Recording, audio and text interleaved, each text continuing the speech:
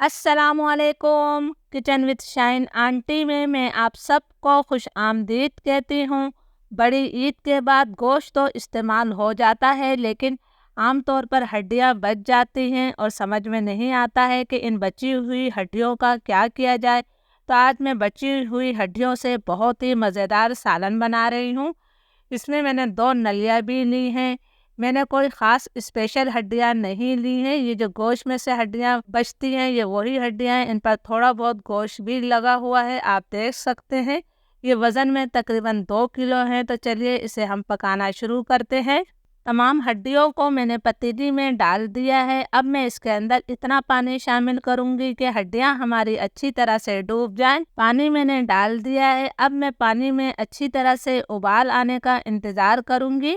पानी में अच्छी तरह से उबाल आ गया है। आप देख सकते हैं कि इसके ऊपर गंदगी सी आ गई है, यानी झाग आ गए हैं। अब मैं ये करूंगी कि ये पानी मैंने फेंक देना है और पतीली को दोबारा धोना है और हड्डियों को भी हमने एक बार अच्छी तरह से धो लेना है। अगर आपने इस पानी के अंदर मसाले डाल दिए तो आपकी हड्डी गुड्डियों का सालन कभी भी जायकेदार नहीं बनेगा।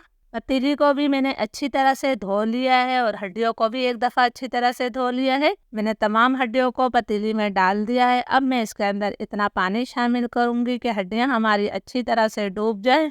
पानी मैंने डाल दिया है, हड्डियां अच्छी तरह से डूब गई हैं। तो अब मैं इसके अंदर मसाले शामिल करूंगी।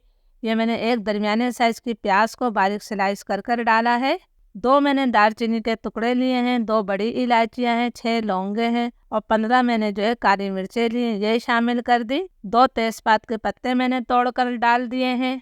1 चाय का चम्मच फुल भरकर मैं नमक शामिल कर रही हूँ। नमक बाद में हमने मसाले में भी इस्तेमाल करना है।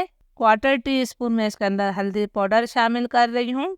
1 खाने का चम्मच भरकर मैंने अदरक लहसुन का पेस्ट शामिल किया है। तमाम चीज़ों को मैं अच्छी तरह से मिक्स कर रही हूँ। बहुत ही मज़ेदार ये हट्टी कुट्टी का सालन बनता है। आप जब इसे बनाएंगे तो आपको बिल्कुल पाए जैसा मज़ा आएगा। 5 मिनट तक मैं फ्लेम हाई रखूँगी ताकि पानी में उबाल आ जाए। 5 मिनट के बाद फ्लेम में लो टू मीडियम कर दूँगी। लो टू मीडियम फ्लेम पर हमने इसे तकरीबन 3.5 से 4 घंटे तक पका लेना है। हड्डियों को पकते हुए तकरीबन 4 घंटे हो गए हैं और माशाल्लाह हड्डियाँ बहुत अच्छी तरह से गल गई हैं और हमारा बहुत ही अच्छा सा रोगन बन गया है।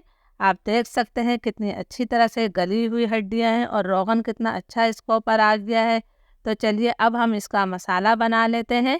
मसाला बनाने के लिए मैंने आधा कप से थोड़ा कम यानी 100 ml तेल लिया है। बहुत ज़्यादा तेल की ज़रूरत नहीं होती है। तेल को मैं हल्का गरम कर लेती हूँ। तेल गरम हो गया है। ये मैंने 3 दरमियाने साइज़ की प्याज ली जिसे स्लाइस कर लिया है।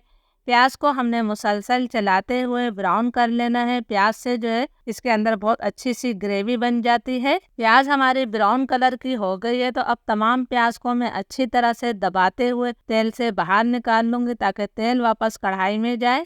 प्याज को मैंने निकाल लिया है, इसे हम साइड पर रख देते हैं। इसके साथ ही मैं आपको दिखाती हूँ, मेरे पास ये 200 ग्राम दही है। इसे हम प्याज के अंदर डालकर इसका ग्राइंडर जार में पेस्ट बना लेते हैं। अब इसी तेल के अंदर मैं 2 खाने के चम्मच फुल भरकर अदरक लहसुन का पेस्ट शामिल कर रही हूँ। ये मैंने 2 खाने के चम्मच अदरक लहसुन डाल दिया है। साथ ही मैं इसके अंदर थोड़ा सा पानी डालूंगी ताकि अदरक लहसुन हमारा जले नहीं। अब 2 से 3 मिनट तक मैं अदरक लहसुन को भून लेती हूँ ताकि इसका कच्चापन ख़त्म हो जाए। अदरक लहसुन हमारा अच्छी तरह से भुन गया है। तो अब फ्लेम में बिल्कुल लो कर रही हूँ। लो फ्लेम कर हमने इसके अंदर मसाले शामिल करना है। 1 चाय का चम्मच फुल भरकर मैंने नमक शामिल किया है। 2 खाने के चम्मच भरकर हम इसके अंदर धनिया पाउडर शामिल करेंगे। शोरबे वाले सालन में धनिया थोड़ा ज़्यादा ही जाता है। 2 चाय के चम्मच भरकर मैं मिर्चें शामिल कर रही हूँ। मिर्चें आप अपने टेस्ट के मुताबिक ले सकते हैं।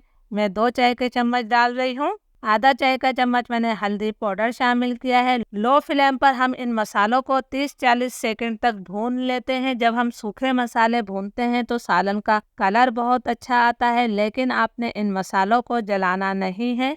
40 सेकंड तक मैंने मसालों की अच्छी तरह से भुनाई कर ली है। तो अब मैं इसके अंदर ब्राउन प्याज और दही का पेस्ट शामिल कर रही हूँ। ये मैंने तमाम पेस्ट डाल दिया है। जार में थोड़ा सा पेस्ट अभी बाकी है। थोड़ा पानी डालकर हमने वो पेस्ट भी निकाल लिया है ताकि कोई भी चीज़ हमारी ज़ाया ना हो।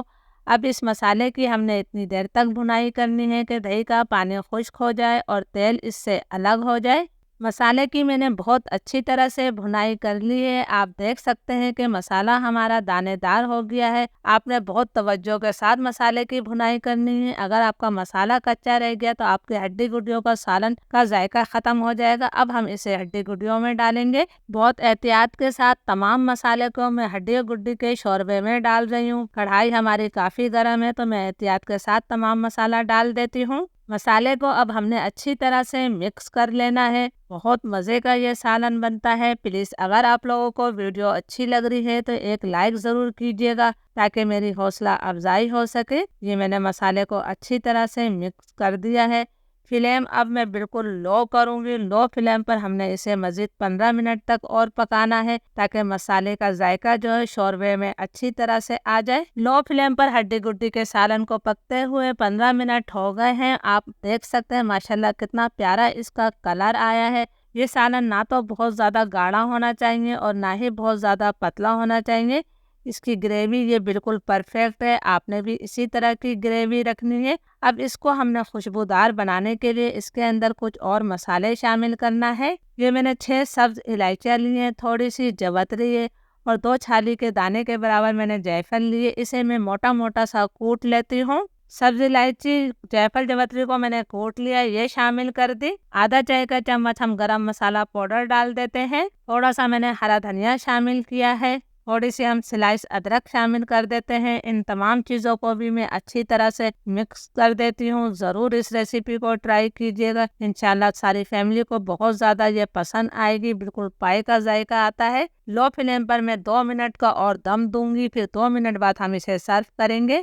अल्हम्दुलिल्लाह बची हुई हड्डियों से हमारा बहुत ही मज़ेदार सालन तैयार है। आप इसे गर्मा गर्म तंदूरी नान के साथ खाइएगा। इंशाल्लाह सबको ये रेसिपी बहुत पसंद आएगी। एक दफ़ा आपने ज़रूर ट्राई करना है और मुझे कमेंट्स करके ज़रूर बताइएगा कि मेरी रेसिपी आप लोगों को कैसी लगी। इसके ऊपर से हमने थोड़े ये मसाले डालना है। थोड़ी सी मैं इसके ऊपर से स्लाइस अदरक शामिल कर देती हूँ। बहुत अच्छी लगती है देखने में भी और खाने में भी। थोड़ी सी हमने कटी हुई हरी मिर्चें डाल दी है। बिल्कुल थोड़ा सा हम हरा धनिया शामिल कर देते हैं और इसके ऊपर हमने लेमन रख दिया है। इजाज़त दीजिए। अल्लाह हाफिज़।